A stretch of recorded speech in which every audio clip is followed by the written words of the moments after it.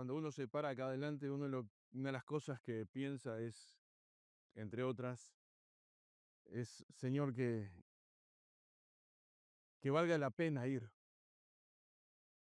El tiempo de alabanza para mí fue de mucha bendición, que me cuidó un poco la garganta porque no exigirla, pero... Y son cosas que nos bendicen. El saludo a un hermano, el estar compartiendo juntos y también que al irnos podamos decir, valió la pena venir. Saben que en esta noche quiero leer una carta de Juan.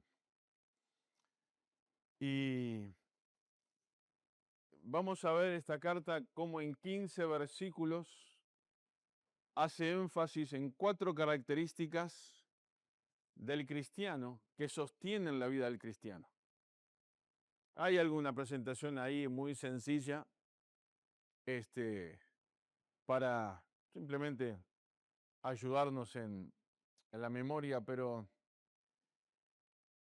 4 cosas que en 15 versículos, y quizás si uno indaga y profundiza un poco más, sin duda puede encontrar algo más. Esta carta está dirigida a un hermano llamado Gallo,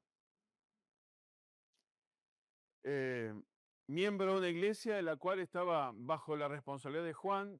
La iglesia no tiene un nombre, por lo menos que encontremos que haya quedado registrado.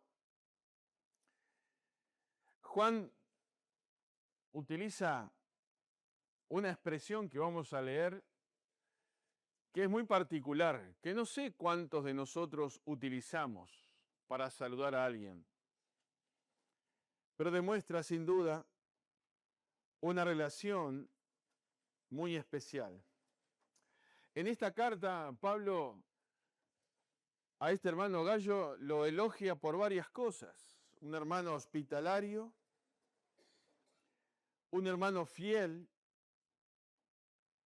un hermano que ama, un hermano que camina en la verdad.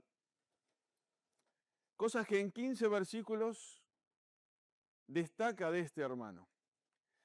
Y cuando uno piensa que en tan pocos versículos está el énfasis en 4 cosas, es porque realmente son cosas importantes que las tenemos que tener presentes. Y vamos a leer estos 15 versículos. Dice versículo 1 de 3 Juan, en el capítulo 1, que es el único capítulo que tiene, dice, el anciano Juan a Gallo, el amado, a quien amo en la verdad.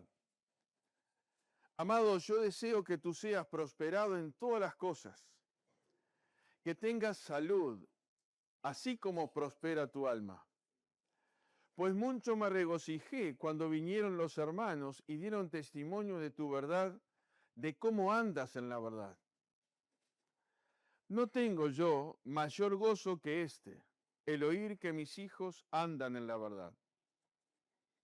Amado, fielmente te conduces cuando prestas algún servicio a los hermanos, especialmente a los desconocidos, los cuales han dado ante la iglesia testimonio de tu amor.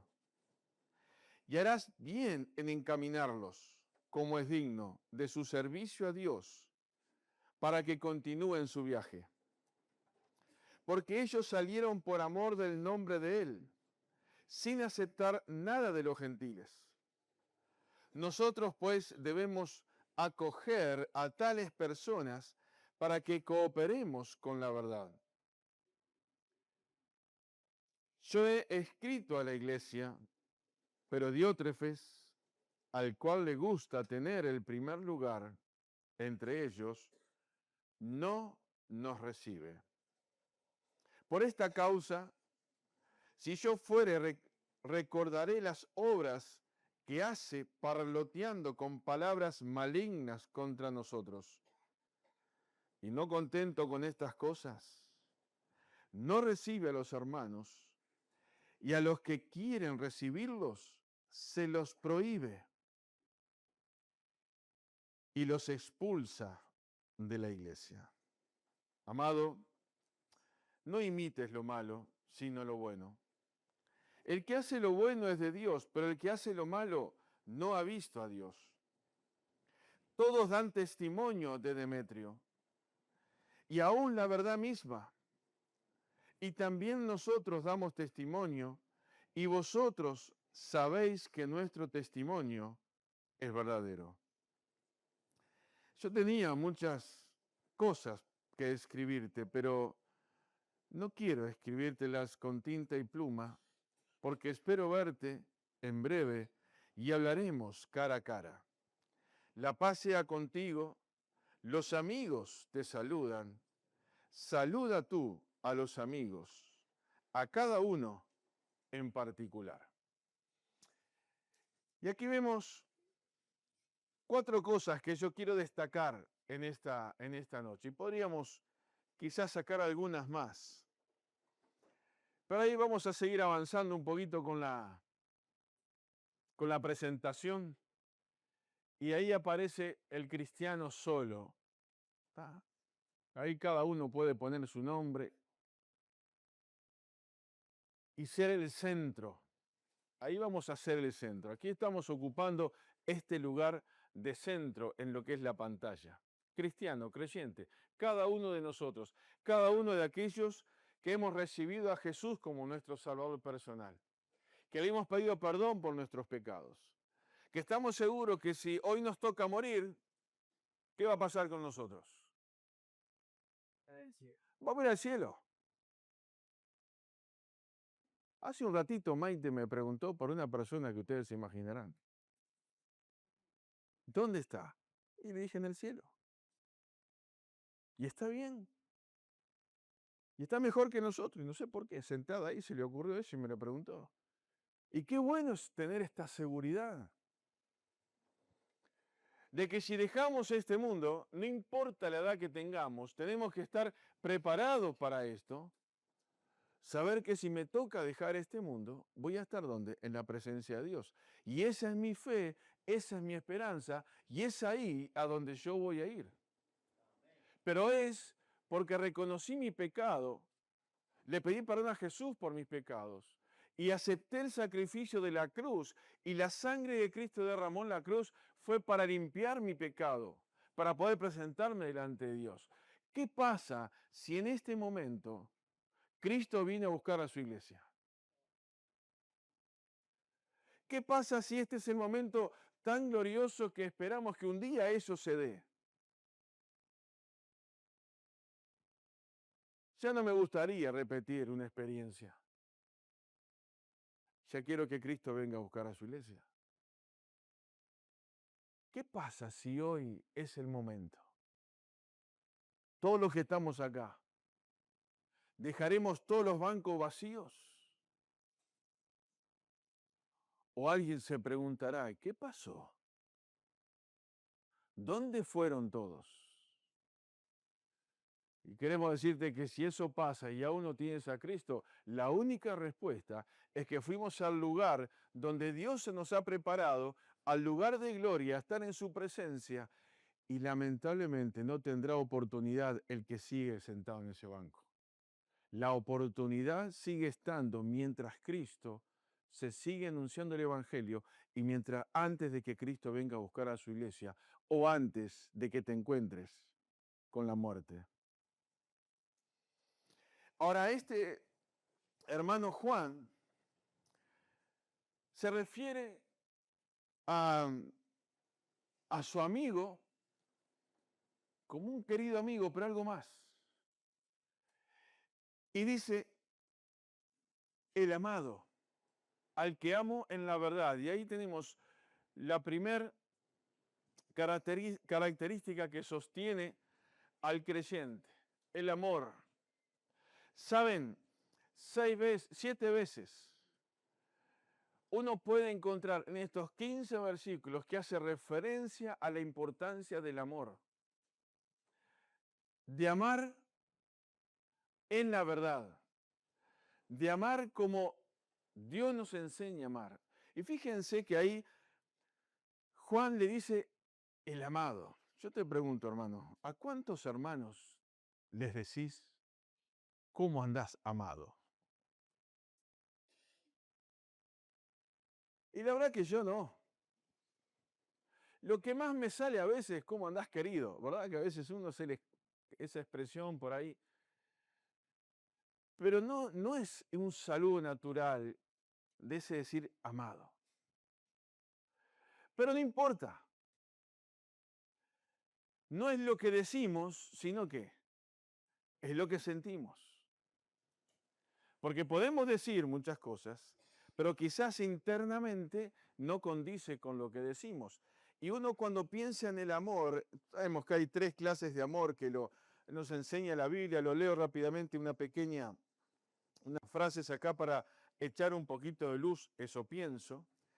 3 clases de amor descritas en la Biblia. Ágape, el amor incondicional y divino, ese amor que es de Dios. Filia, el amor fraternal, el amor entre los creyentes, que es lo que está haciendo un poco énfasis en esta característica. Y después tenemos eros, el amor romántico. En esos términos griegos detallan cómo el amor se manifiesta desde el sacrificio de Dios hasta el afecto humano y la pasión conyugal. Esas 3 características o clases de amor que encontramos en la Biblia. El amor ágape es ese amor que hace capaz de que Dios nos pueda amar de tal manera que no mira mis errores, sino que simplemente miró mi necesidad, miró mi miseria y dijo, si no hago algo por Alejandro, Alejandro se va al infierno y no tiene esperanza. Y si no hago algo por cualquiera de ustedes que están acá, no tiene esperanza y se van al infierno. Y Dios en ese amor incondicional puso su vida por amor. No podemos nosotros tener esa clase de amor, porque Dios es Dios. Dios nos impulsa a amar de tal manera, como dice Filia, ese amor fraternal, ese amor de comunión entre nosotros, ese amor que está limitado porque somos seres humanos, a pesar de eso, el amor de Dios también nos influencia a poder pasar por encima la falta y el error del otro.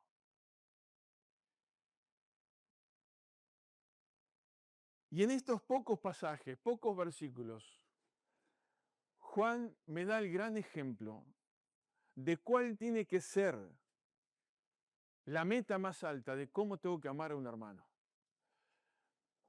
Que llegan al punto de sustituir su nombre para decirle amado. El amado.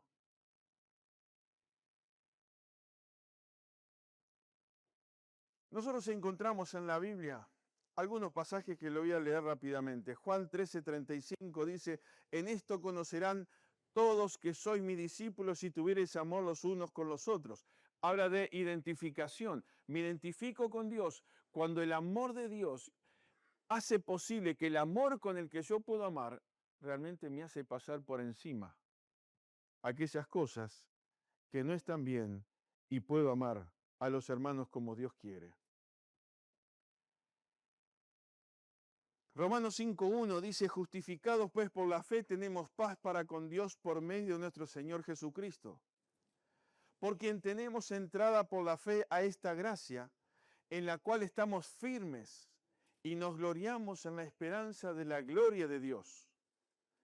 Y no solo esto, sino que también nos gloriamos en las tribulaciones, sabiendo que la tribulación produce paciencia y la paciencia prueba y la prueba esperanza y la esperanza no avergüenza. ¿Por qué? Porque el amor de Dios ha sido derramado en nuestros corazones por el Espíritu Santo que nos fue dado. Y el versículo 8 termina diciendo, mas Dios muestra su amor para con nosotros en que siendo aún pecadores, Cristo murió por nosotros. El amor de Dios es un amor que se muestra y no mira un precio. Y hermanos, tenemos que aspirar a esto nosotros. Amar de tal manera que se muestre. Porque no importa las palabras. importan los hechos. Por supuesto que las palabras son importantes, pero si lo que digo no condice con lo que hago, la cosa no funciona. No puedo profundizar, pero hay una expresión que me llama la atención y la quiero leer. 1 Corintios capítulo 4, versículo 6. Dice el apóstol Pablo: por esto, hermanos, lo he presentado como ejemplo en mí y en Apolos por amor de vosotros, para que en nosotros, pongan atención a esta frase, aprendáis a no pensar más de lo que está escrito. Y esta frase me llamó la atención. No sea que por causa de uno os envanezcáis unos contra otros. En la NBI esa frase dice, no ir más allá de lo que está escrito. Y saben que esta frase me hizo pensar, ¿qué tiene que ver esto con el amor? Y yo pensaba con esto, cuando uno quiere ir más allá de donde tiene que ir. Muchas veces hay herejías y doctrinas erróneas porque se ha querido ir más allá de qué, de lo que está escrito. O interpretar más allá de lo que Dios dice. Y quiero pensar en esto y aplicarlo de esta manera. Cuidado, hermanos, cuando queremos ir más allá de lo que está escrito. Cuando el amor queda de lado, y perdónenme que diga esta frase que la he repetido muchas veces, y nos pica ese síndrome del periodista y queremos ir más allá. Y queremos saber. Cuando Dios te dice, no te preocupes por saber. Mirá el ejemplo de Pablo, amá. Y Pablo, perdón, de Juan. Y en este pasaje encontramos muchas veces, versículo 2 dice, amado, dice en el primer versículo, a quien amo de verdad, otra vez hace énfasis. Amado, yo deseo que tú seas prosperado. ¿Cuál es el deseo de nuestro corazón hacia los demás? Demuestra cuánto yo amo.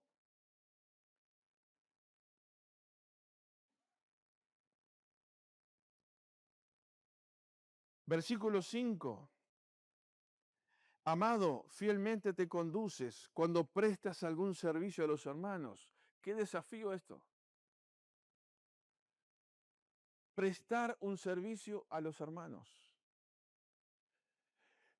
Gallo era conocido porque los misioneros itinerantes que venían predicando el Evangelio encontraban en su casa un lugar de refugio, un lugar donde estar, un lugar donde iba a ser hospedados, iba a ser bien atendidos. Y por eso él sigue diciendo, y harás bien en encomendarlos. Habla también de la autoridad que también tenía Gallo por su testimonio, encaminarlos para bien, como darles el buen consejo, cómo seguir, animarlos a seguir.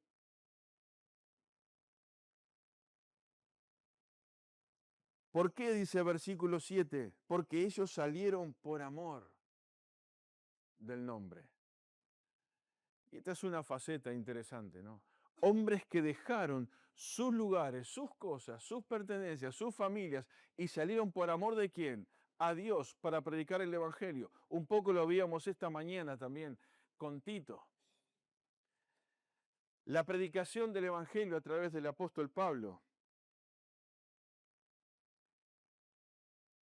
Nosotros debemos acoger, cuidar, refugiar a tales personas para que cooperemos con la verdad. Qué bueno esto. Hermanos, el privilegio que tenemos como iglesia de poder bendecir a aquellos que están trabajando en la obra de Dios. Y sabemos que nuestra iglesia destina un porcentaje muy importante de las ofrendas que se juntan para familias misioneras que están trabajando en Uruguay y aún algunas en el extranjero. Qué bueno que es ser parte de eso. Nos hace bien, nos bendice.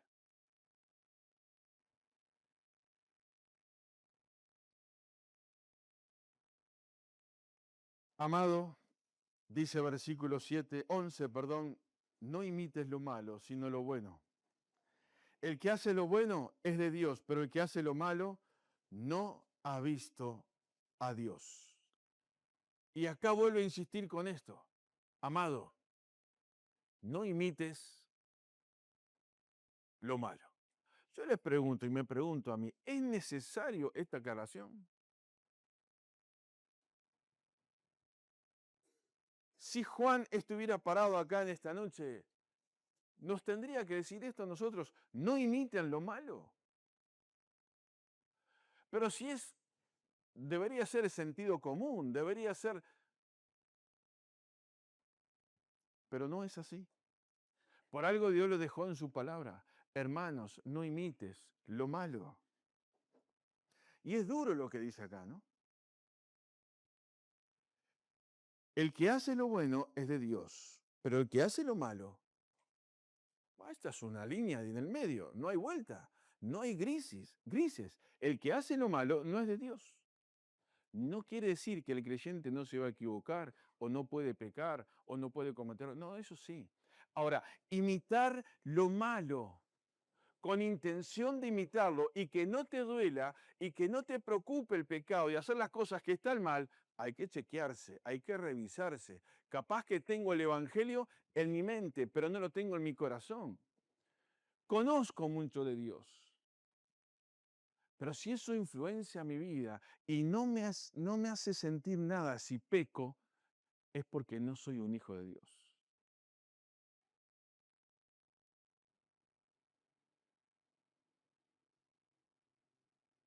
Seguimos a lo segundo porque si no el tiempo, hermanos. Hermano, está bien esa palabra ahí, pero varias veces, miren, 7 veces también enfatiza en estos 15 versículos las diferentes relaciones interpersonales. Y yo incluí acá también esas últimas 2 frases que usa de amigos. Lo puse ahí dentro de lo que es esa interrelación personal. Hermanos, amigos. Te pregunto, ¿cuántos amigos tienes? Oh, qué pregunta esta. Esta es una pregunta difícil de contestar. ¿Cuántos amigos tenés? Ojo, ojo con la respuesta. Ojo con la respuesta. ¿Cuántos amigos tenés? No la contestes públicamente. Contestátela a vos. Y yo sé de personas grandes y aún pastores que han cometido graves errores. ¿Saben por qué? Por 2 razones principales. Primero, porque no tenían amigos. Y segundo, porque nadie pastoreaba sus vidas. ¿Se entiende lo que digo? Yo soy pastor y ¿quién me va a mí? ¿Yo? ¿A quién voy a dar cuenta? ¿Quién va a estar sobre mí? Y la lista de cometer errores, por supuesto, es más amplia, pero por lo menos esto. Yo te pregunto, ¿tenés amigos de verdad en el cual vos puedas abrir tu corazón? Y si tenés que llorar, y tenés que hablar, y tenés que descargarte, y sabés que eso queda ahí. ¿Sos amigo de tal manera que alguien venga y te pueda depositar en vos con confianza y necesite esa válvula de presión que saca y para desahogarse y prestar el oído y saber que eso queda ahí? Amigo no es aquel macanudo que te dice todo que sí y te palmea la espalda, ¿no? No quiero irme del tema. Hermanos,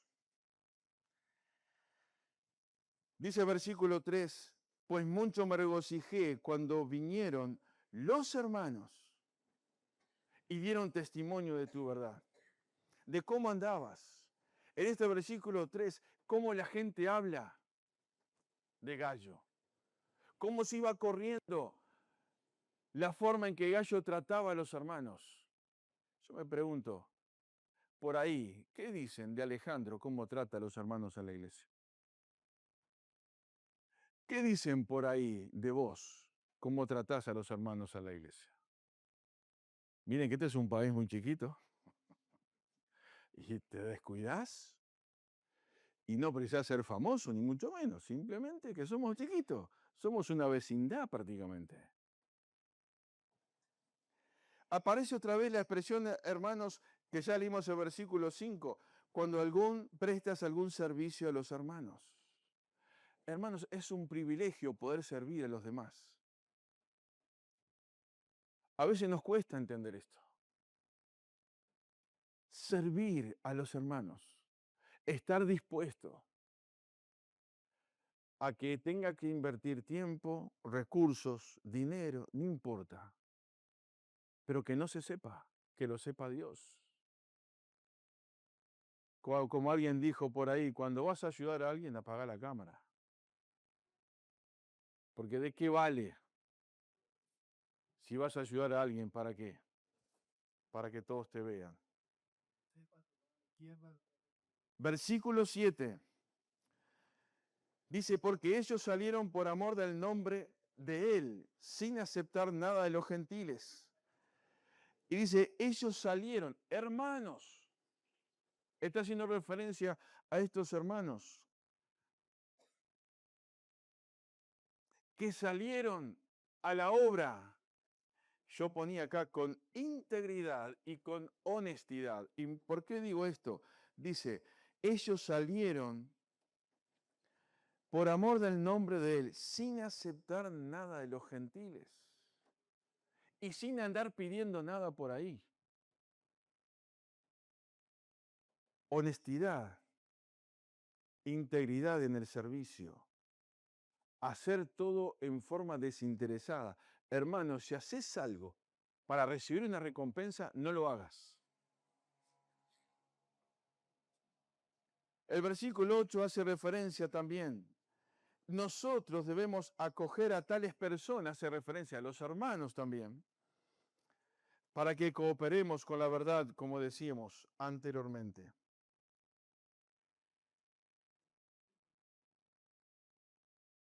Cooperar. Y ahí Gallo recibía, hospedaba, cuidaba. ¿Cómo es tu casa? No estoy preguntando si tenés 2 sillones, 3, uno solo, aire acondicionado, pared blanca, roja, no estoy preguntando eso. ¿Cómo es tu hogar? ¿Te gusta hospedar? Qué pregunta esta, ¿eh? ¿Te gusta recibir gente en tu casa? Miren que Martín está allá atrás anotando. ¿Saben por qué digo esto, no? Porque acá Gallo nos está enseñando esto, el privilegio de abrir la casa para hospedar y recibir hermanos que sean de bendición para mí y yo ser de bendición para otro. ¿Cuántas veces en las conferencias, hermanos? Y está bueno poder tener esa sagrada familia, ahí ese lugar donde recibimos a muchos. Pero a mí me da cosita a veces, familias grandes, hermanos grandes. Los jóvenes la pasan bárbaro ahí. Pero familias grandes, hermanos misioneros, que podrían estar en la casa de un creyente y están todos amontonados ahí. Lo digo esto con mucho respeto. ¿No es un desafío para nosotros esto? Y capaz que nuestras casas están vacías. O si no decimos, lo que pasa es que no tengo tal comodidad para hospedar. Gallo no le preocupaba. Allá venían y allá los hospedaban. Y yo quiero decirte, hermanos, tuve el privilegio de hospedar a muchos hermanos. En diferentes condiciones. No hay privilegio más grande que abrir tu casa y recibir, y conversar, y disfrutar de la comunión, y orar, y que haya un corazón que está dispuesto a qué? A dar. Sencillo, no precisa grandes lujos.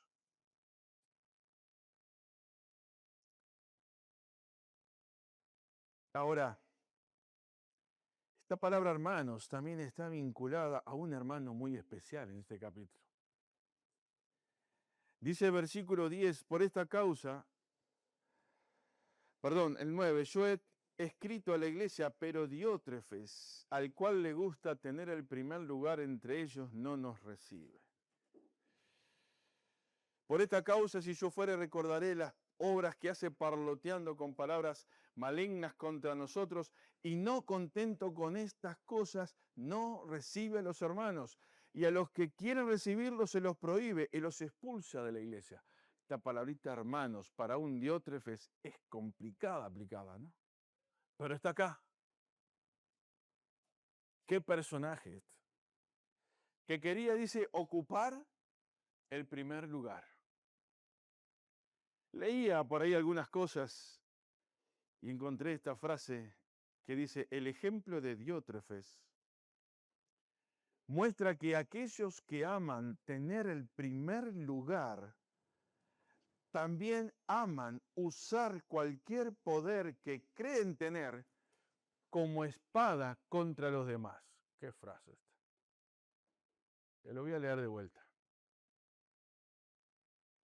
El ejemplo de Diótrefes muestra que aquellos que aman tener el primer lugar también aman usar cualquier poder que creen tener como espada contra los demás. Guarda con esto. El que quiere el primer lugar va a hacer cualquier cosa. ¿Para qué? Para llegar a ese primer lugar y golpear y sacar no importa a quién. Hermanos, Diótrefes podemos ser cualquiera de nosotros. Podemos ser el más simpático en algún momento, pero nos puede saltar la chaveta y ser el peor alumno de la clase. Si no nos cuidamos. Y Diótrefes quizás no fue toda la vida así. Pero en este momento estaba siendo alguien de división en la iglesia. Y la palabra hermanos también está metida ahí. Cuidado con la división, hermanos, cuidado con capaz que no ser un Diótrefes a ese nivel, pero en la cortita, en la chiquita, en la trastienda, cuidado con eso. Ahora,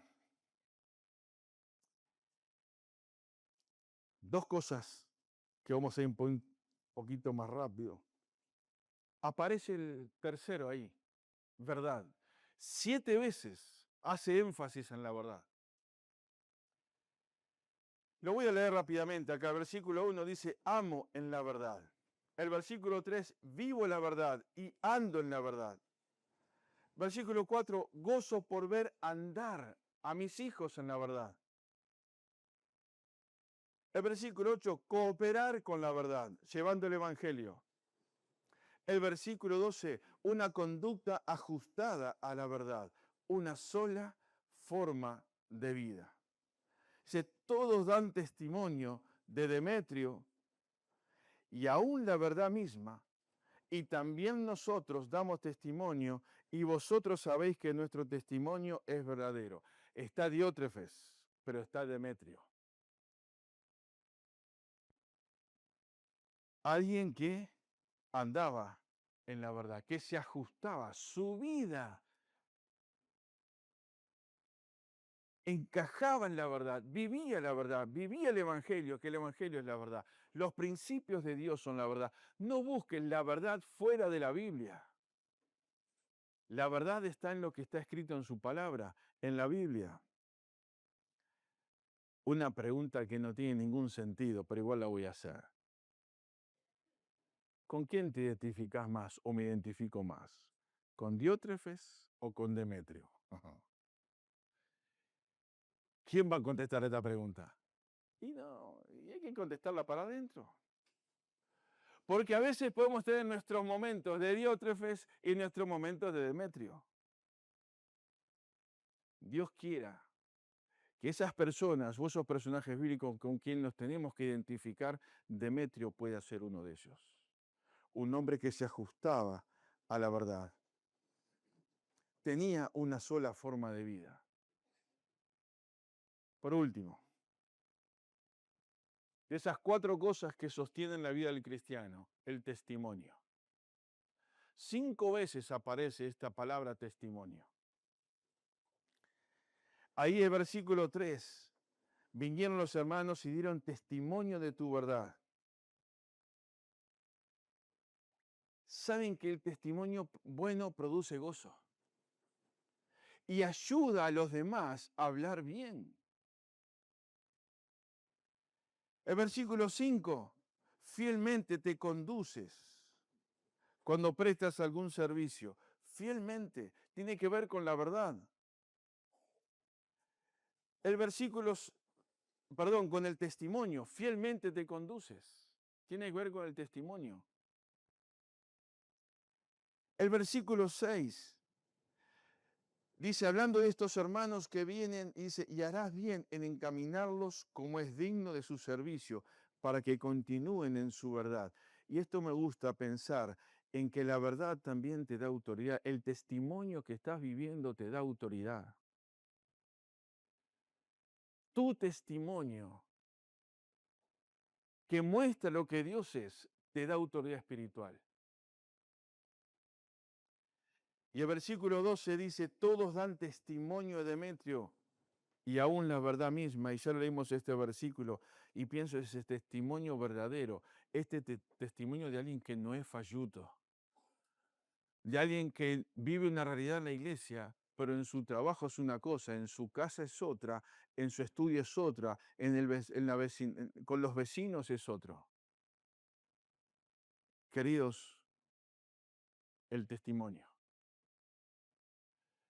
Todas las demás cosas, cuando el testimonio no es el de un creyente, las demás cosas no se pueden ver. Yo tengo una frase acá que me anoté hoy. Puse, se te cae el testimonio, se te cae todo. Y pensemos esta frase. Se cae el testimonio, se cae todo. Porque en definitiva, ministerialmente, si tu comunión con Dios cae, si sos un mentiroso, si caes en inmoralidad, si caemos en inmoralidad, si caemos en dolo, si caemos en hablar mal, si cae el testimonio, ¿se cae qué? Se cae todo. Y hermanos, muchas iglesias locales, tristemente, han caído, ¿por qué? Porque cayó el testimonio de los creyentes. Y Dios dice, ahí, a la Odisea, que se cuide, porque si no iba a quitar, ¿qué? El candelabro, la luz. Y queridos, tenemos que cuidarnos. Se cae el testimonio, se cae todo. Ahora, tengo ahí una frase, ponela por favor, del libro que es de El líder conforme al corazón de Dios, de Raúl Caballero Chocú. Y ahí yo le adapté un poquito la frase, porque está pensando en liderazgo. Dice, la figura del líder, puse creyente, está unida a la santidad, al temor de Dios y a la conducta de veracidad. Cuando estas cualidades esenciales se dañan, nos quedamos con la persona, pero no con el liderazgo. Podríamos decir, nos quedamos con la persona, pero no con el testimonio. La persona sigue estando, pero se cayó el testimonio. Y busqué la definición de la palabra veracidad. Y dice, la veracidad es la cualidad de lo veraz, basada en la sinceridad, honestidad y la correspondencia entre lo que se piensa, se siente o dice y la realidad. Es un valor moral que implica buscar y expresar la verdad, fundamental para la confianza, la ética y la comunicación honesta. Se cae el testimonio, se cae todo. Y yo no puedo terminar un mensaje con esto. Porque quizás nuestra vida ha sido golpeada y quizás hemos caído y quizás nuestro testimonio ha sido manchado. O quizás alguien que está escuchando, quizás ahí escondido que no lo ve nadie, quizás hay cosas que hiciste en tu vida, que tu testimonio cayó. Pero Dios nunca quiere dejar que eso pase para siempre. Dios quiere que, vamos a la que sigue, restaurar. Y esta frase yo ya la he compartido más de una vez acá. La restauración espiritual en la iglesia es tan importante como la restauración física en un hospital. Si algo se hace mal, el daño puede ser mayor.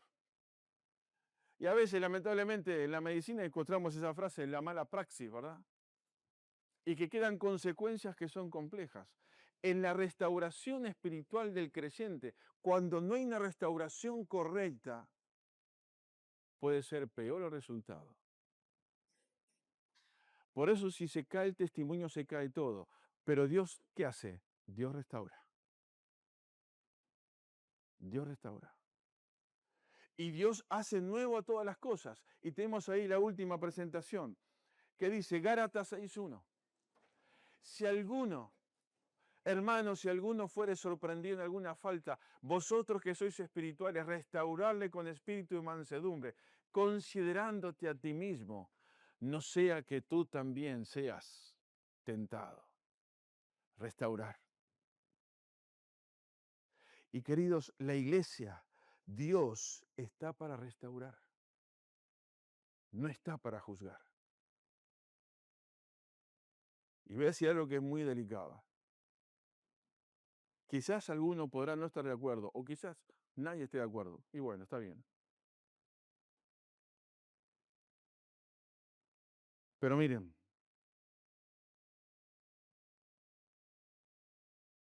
no hay peor cosa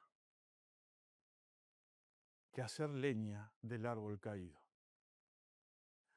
Y que en vez de restaurar al caído, cuando hay un arrepentimiento genuino y quiere volverse a levantar, ponerme yo de juez y pegarle un golpecito más para que se quede ahí abajo. Creo que el castigo también casi es similar que el castigo por el pecado no confesado. Pobre de nosotros, hermanos, si tenemos la posibilidad de restaurar, de animar y dar otra oportunidad para que ese testimonio que se cayó se levante, porque es lo que Dios quiere, no lo que Alejandro dice, ni lo que la iglesia dice, es lo que Dios quiere. Pobre de nosotros, que cuando hay un arrepentimiento genuino y hay alguien que quiere levantar y reconoce su pecado y somos parte para enterrarlo, cuidado, pues estamos ocupando el lugar de Dios. Y ninguno de los que estamos acá somos Dios. ¿Lo sabías eso? Pero a veces nos creemos. Dios quiere restaurar. Dios quiere restaurar del pecado. Dios quiere restaurar de heridas del pasado. Dios quiere volver a darte esperanza. Dios quiere renovar nuestra vida para poder seguir hacia adelante. Porque lo que Dios quiere son hombres y mujeres que sean hijos de Dios, pero que estén dispuestos a mirar hacia adelante. Y quizás en esta noche Dios quiere restaurar la vida de alguien. Quizás en esta noche querés recuperar tu comunión con Dios. Y aquí hay que ser bien egoísta. No importa el que está al lado mío o adelante o lo que puedan pensar. Lo que importa es lo que Dios piensa de mí. Y es pensar cómo me encuentro yo. Yo te pregunto, ¿cómo te encontrás en esta hora? Hubieron momentos en mi vida donde uno sabe que es solo Dios y yo. Y si querés restaurarte, si querés volver a caminar, tenés que levantar la mirada al cielo y las rodillas al piso. Y decir, Señor, aquí estoy. Y Dios puede restaurar cualquier cosa. Puede restaurar relaciones interpersonales que están rotas. Puede restaurar un corazón herido que está dañado y lastimado. Puede volver, a pesar de que se cayó tu testimonio, levantarte para que sigas siendo un hijo de Dios, restaurado y que seas de bendición donde Dios te ponga. Quizás en esta noche nos queremos poner de pie delante del Señor y decir, yo quiero que tú me restaures. Yo quiero perdonar cosas que pasaron en mi pasado y que me están afectando hoy. Yo quiero que tú puedas sanar esa herida que me provocaron por tal o cual situación. Pero también, hermano, quiero decirte a aquellos que vamos a decirlo de esta manera, estamos bien. Orá para que Dios te utilice para ponerte al lado de alguien que no está bien y necesita que Dios lo restaure. Y necesita que Dios lo levante. Por eso esta noche vamos a orar. Y cada uno puede orar delante del Señor. Y pensar en este versículo. Dios quiere restaurar. Si dañé a alguien con mi pensamiento, con mis palabras, con lo que sea, Dios quiere que lo restaure. Si sé de un hermano que está apartado, que está lejos, porque ha metido la pata hasta el mango, permítanme esta expresión, Dios quiere que lo restaures, no quiere que seas juez. No seamos jueces, dejemos eso para Dios. Seamos hombres y mujeres que restauran. El testimonio de Demetrio, el testimonio de Gallo y el testimonio de tantos hermanos que estuvieron allí para restaurar. En aquella imagen, cuando Saulo entra a Damasco, totalmente ciego y dependiente de otro, y llega Ananías allí, y Dios lo manda. Y Ananías dice, pero este hombre es un peligro para los cristianos. Pero Dios le dice, anda, porque tengo mucho propósito, muchas cosas para este hombre. Y lo mandó para restaurar su vista, para enseñarlo a caminar, para presentarlo ante el pueblo de Dios. Y hermanos, capaz que haya un hermano que está en esta hora esperando que tú vayas a ayudarlo a restaurarse. Dios quiera que no seamos de los que hacemos leña del árbol caído. Seamos de aquellos que restauran.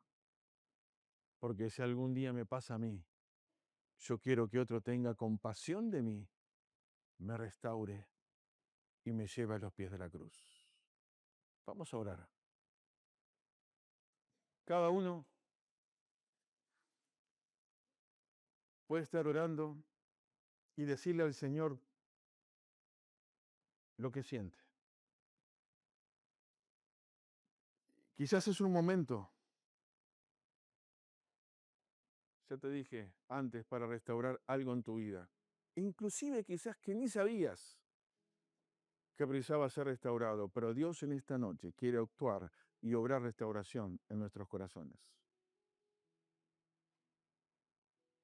Señor, queremos en esta hora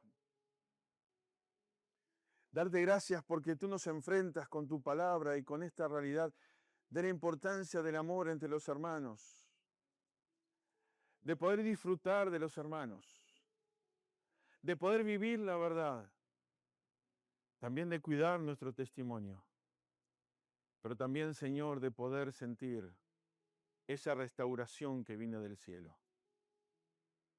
En esta hora yo quiero pedirte por todos los que estamos acá.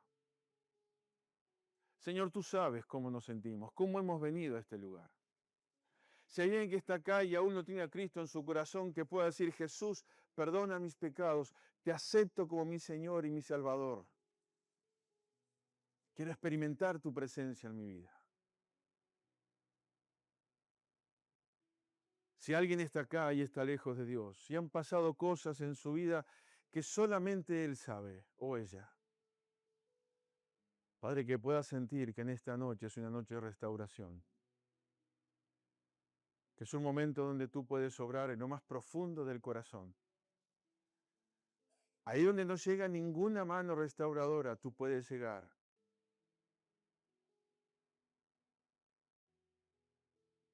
Padre, puedes sanar y puedes limpiar y puedes ayudar a perdonar.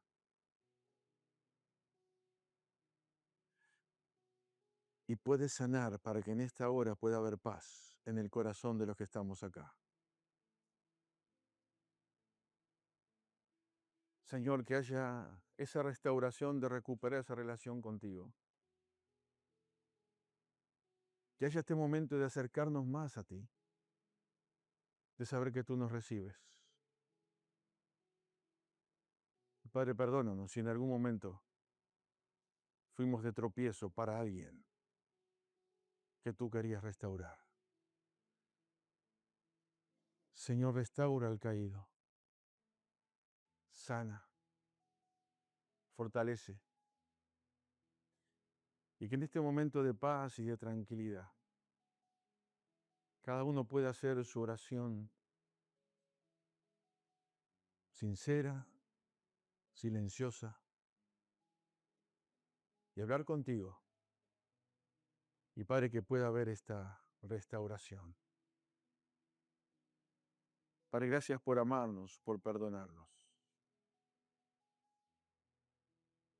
Si necesitas estar un rato más tranquilo, quédate. Habla con Dios.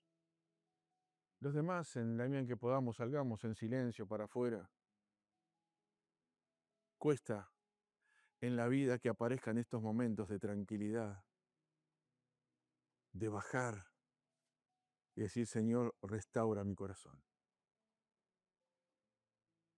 Es algo entre tú y Dios.